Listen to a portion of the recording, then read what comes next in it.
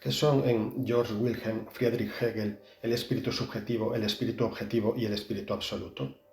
¿Hay un tipo de espíritu subjetivo, objetivo y absoluto propios de nuestro presente en marcha?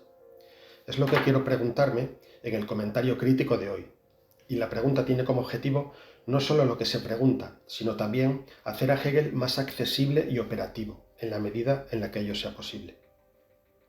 En Hegel, como se sabe, pensamiento y realidad no son ámbitos separados, sino un mismo proceso que se desarrolla históricamente. El sujeto, a través de la historia, va conmensurando la realidad mediante la dialéctica entre pueblos y estados, donde unos pueblos van integrando a otros dialécticamente e incorporando así sus categorías, prácticas, etc., y aumentando, de este modo, su poder de conmensuración y conformación de lo real. Y este proceso hace que sujeto y objeto, pensamiento y realidad, a lo largo de la historia se vayan identificando hasta ser uno, a través de esta dialéctica entre estados e imperios, aunque el proceso, como señala Hegel, no termine nunca. Pensamiento y realidad se van identificando porque el sujeto, digamos la humanidad, conmensura en el límite toda la realidad, y ambos procesos se identifican. La realidad se vuelve pensamiento o razón, y la razón se encarna a su vez en la realidad. ¿Y qué tiene que ver este proceso histórico con las formas del espíritu que hemos nombrado al principio, espíritu subjetivo, objetivo y absoluto? Pues que en este despliegue dialéctico, donde se van sucediendo las oposiciones entre los estados y la naturaleza, y de unos estados frente a otros estados, y que equivale al desarrollo del espíritu, en cada etapa histórica, según Hegel, cabe distinguir tres momentos de ese espíritu. Ese espíritu se va desplegando históricamente como momento subjetivo, como momento objetivo y como momento absoluto. Y el espíritu objetivo equivale a las principales instituciones de cada época, un tipo de familia, de derecho, de Estado, etc. El espíritu subjetivo se corresponde con el modo de vivir subjetivamente esas instituciones y sus límites y contradicciones. Hegel aquí habla del estoicismo, del escepticismo, de la conciencia desgraciada, de la dialéctica del amo y del esclavo, etc., que se dan de un modo subjetivo en distintos momentos de la historia. Y el espíritu absoluto, por último, nos dice Hegel, equivale a cómo esa época se piensa a sí misma a través del arte, de la religión y de la filosofía, en cuanto, según Hegel, son saberes que piensan el todo, a través de imágenes, en el caso del arte, a través de símbolos, mitos y rituales, en el caso de la religión, y a través de conceptos, la filosofía. Y aquí es donde podemos hacernos la pregunta de cuál es el espíritu subjetivo, objetivo y absoluto que corresponden a nuestra época, si aceptamos este nivel de análisis propuesto por Hegel. Y entonces la pregunta por el espíritu objetivo, por ejemplo, es tanto como preguntarnos por las principales instituciones que caracterizan a nuestra época. Y época aquí quiere decir a nuestro presente occidental, o a la España y Europa del presente sobre todo. No podemos enumerarlas todas, pero algunas de las instituciones más características serían, por ejemplo, el tipo de mercado que nos caracteriza en el presente, la democracia, los partidos políticos, la Declaración de los Derechos Humanos, el estado de bienestar, las políticas públicas, pero también, por supuesto, un tipo de dialéctica de estados característica formada por grandes bloques muy concretos y en la que aquí no podemos entrar. Y estas instituciones en su conjunto son las que establecen o determinan una determinada libertad objetiva, propia de nuestro presente, respecto a la libertad objetiva que pudiese corresponder a otras épocas, según sus instituciones características. En cuanto al espíritu subjetivo de nuestra época, sería el modo en que estas instituciones se viven o experimentan por parte de los individuos.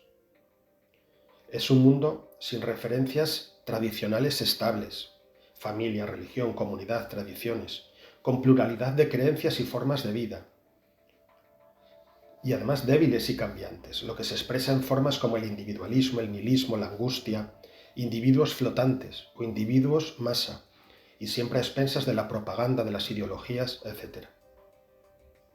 En cuanto al espíritu absoluto, es el modo en que en nuestra época llega a pensarse a sí misma como totalidad. Y en nuestro presente, esto se expresa en formas culturales y saberes que intentan dar sentido al conjunto, pero que debido a la pluralidad de saberes e ideologías dan lugar a múltiples mapas del mundo incompatibles entre sí, cada uno dibujando un escenario global muy distinto.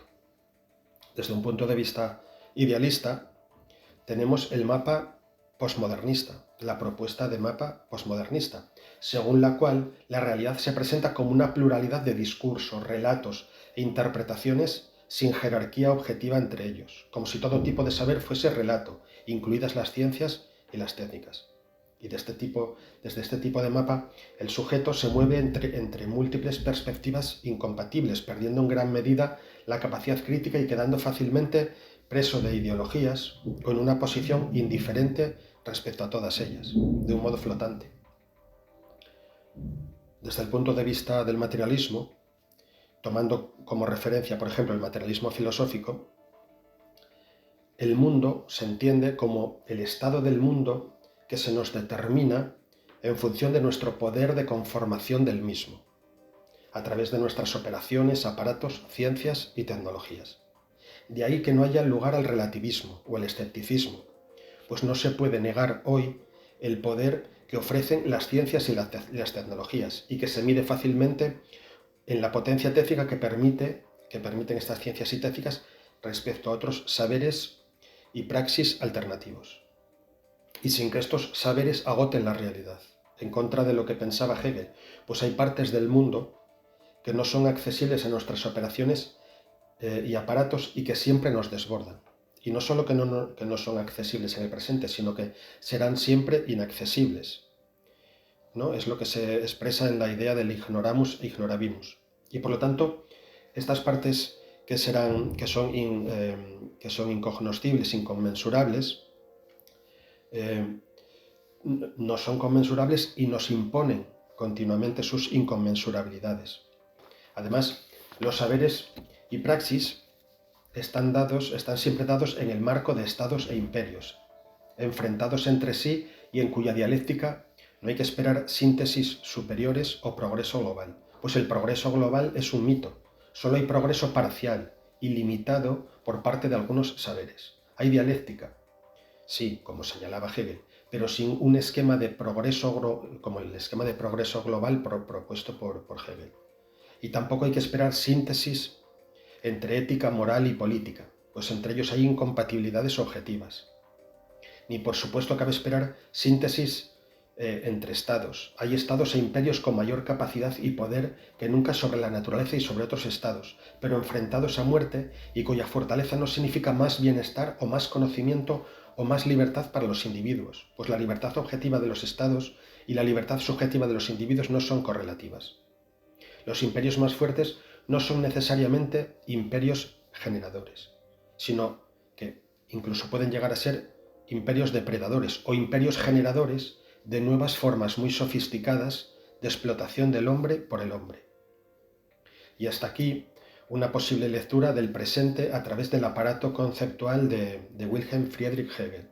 En cualquier caso, una lectura muy general y expuesta, por supuesto, a múltiples objeciones y matices. Muchas gracias.